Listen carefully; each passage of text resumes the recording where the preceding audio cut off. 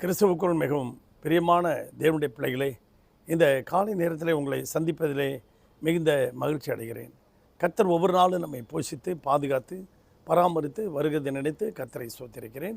சென்னையில் வேலைச்சேரியில் உள்ள ஏழு மேஜி சபை வழங்கும் அனுதினம் அண்ணா ஆண்டவராக இயேசு கிறிஸ்து அனுதினமும் 5 நிமிடம் உங்களோடு.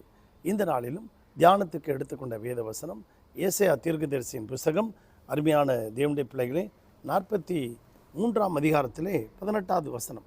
முந்தினவைகளை நினைக்க வேண்டாம், பூர்வமானவைகளை சிந்திக்க வேண்டாம், ஏதோ புதிய காரியத்தை நான் உங்களுக்கு செய்கிறேன் என்று சொல்லுகிறார். உங்கள் வாழ்க்கையில் ஏற்பட்ட கடந்து வந்த தோல்விகள், ஏமாற்றங்கள், யாராவது உங்களை ஏமாற்றிருப்பாங்க, யாராவது உங்களை வஞ்சித்திருப்பாங்க, எந்த இடத்துலாவது நீங்கள் தோல்வி அடைந்திருப்பீங்க, அவமானப்பட்டிருப்பீங்க. அதெல்லாம் நினைக்காதீங்க, உங்களுக்கு ஒரு புதிய காரியத்தை நான் செய்கிறேன் அப்படின்னு சொல்கிறார். அருமையான தேவனுடைய பிள்ளைகளே, அப்படியாக ஒரு கோல்ஃப் விளையாட்டு வீரர் அவர் விளையாட பயிற்சிக்கு போவார். பிறகு பயிற்சி பெற்று நல்ல ஒரு உலக அளவில் சாம்பியனில் கலந்துக்கிட்டார். அவர் போட்டியில் பங்கு பெற்றார். நல்ல அந்த ஒலிம்பிக்கில் அவர் வேர்ல்டில் நம்பர் 1 கோல்ஃப் விளையாட்டு வீரராக வந்துட்டார். அவருக்கு ஒரு பெரிய விலையுந்த ஒரு கப்பு கொடுத்தாங்க.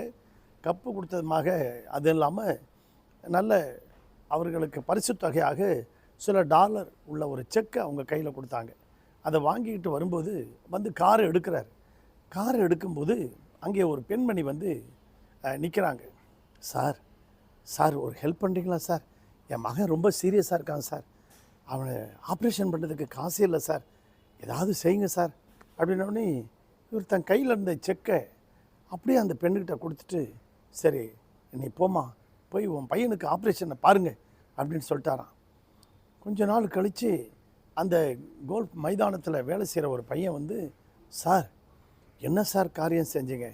அந்த அம்மா இதே வேலை தான் சார், எப்போ பார்த்தாலும் எல்லாருக்கிட்டையுமே காசு வாங்கி ஏமாத்திடுறாங்க சார், பையனுக்கு உடம்பு சரியில்லை, அது சரியில்லை, இது சரியில்லைன்னு சொல்லி ஏமாற்றி காசை வாங்கிட்டாங்க சார். அப்படியா? அந்த பையன் நல்லா இருக்கானா? அவன் என்ன சார் கல் உலக்க மாதிரி நல்லா இருக்கான் சார் அப்படின்னார். Oh my God, thank God Jesus அப்படின்னு சொன்னாராம். அவர் அதுக்கு பிறகு போகட்டும், அதை பற்றி நினைக்கவே இல்லை. அதுக்கு பிறகு இன்னும் மேலே மேலே பலவிதமான போட்டி வந்தது, பலவிதமான சாம்பியன் அந்த ஒலிம்பிக்கில் பலவிதமான தேச அளவில் பல விதமான போட்டிகளில் கலந்து கொண்டார். நம்பர் 1 வந்துட்டார். அதனால தான் அவர் பேர் அர்ஜென்டினாவை சேர்ந்த ரொனால்டு இல்லையா, டிவிசோ என்கின்ற ஒரு நல்ல ஒரு தேவ மனுஷன். அப்படியாக அன்பு தேவனுடைய பிள்ளைகளே, யோசுவா தன் வாழ்க்கையில் நீ உயிரோடு இருக்கும் நாளெல்லாம் ஒருவனும் உன்னை எதிர்த்து நிற்பதில்லை என்று ஆண்டவர் அவனை வாக்குத்தத்தம் கொடுத்தார். ஆனால் யோசுவாவின் புஸ்தகம் 6ஆம் அதிகாரம் 7வது அதிகாரம் வரும்போது அவன் தோற்று போனான். அந்த மனிதரிடத்தில் தோற்று போனான். அந்த தோல்வியை நினைத்து அவன் துவண்டு விடாமல் தேவ சமூகத்தில் விழுந்து கிடந்தான். என் தோல்விக்கு என்ன காரணம்? என்னை ஏன் இப்படி எல்லாரும் வஞ்சித்தாங்கள், ஏமாற்றினார்கள் என்று சொல்லி அழுது ஜெபம் பண்ணினான். ஆண்டவருடைய சமூகத்தில் விழுந்து கிடந்தபோது கர்த்தரே யோசுவாவை எழுப்பி, உன் கூட்டத்தில் ஒருத்தன் பாவம் செஞ்சுருக்கான், அந்த பாவத்தை கண்டுபிடி அப்படின்னு சொன்னார். அதை கண்டுபிடித்த பிறகு ஆகான் என்கிறவன் அந்த அந்த அந்த பாபிலோன் சால்வையும் அந்த தங்க பாலத்தையும் எடுத்துக்கொண்டு புதைச்சிருந்ததை நீ எடுத்து வெளியில் போடு என்று சொன்னார். உடனே அடுத்தது பட்டணத்தை பிடித்து அவர் ஜெயம் பெற்றார். நீங்களும் உங்கள் வாழ்க்கையில் நீங்கள் எந்த இடத்துல ஏமாற்றம் அடைந்தீர்களோ, எந்த இடத்துல நீங்கள் தோல்வி கண்டீங்களோ, எந்த இடத்துல நீங்கள் யாராதாலும் வஞ்சிக்கப்பட்டீங்களோ, நீங்கள் கவலைப்படாதீங்க.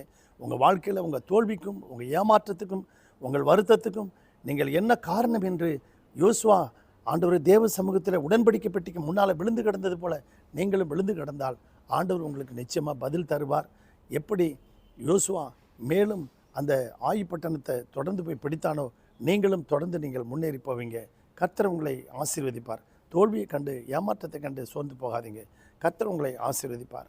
பரலோக பிதாவே, இந்த சத்தத்தை கேட்டுக்கொண்டிருக்க ஒவ்வொரு பிள்ளைகளையும் ஆசீர்வதியும், ஒவ்வொரு குடும்பத்தையும் ஆசீர்வதியும், அவர்கள் தேவைகளெல்லாம் சந்தியும். ஒரு குறைவில்லாமல் இதுவரைக்கும் நடத்தின கர்த்தர் இனி நடத்துங்கப்பா, ஆசீர்வதி. இயேசுவின் நாமத்தில் வேண்டிக் கொள்கிறோம் நல்ல பிதாவே, ஆமென். God bless you everybody. Thank you.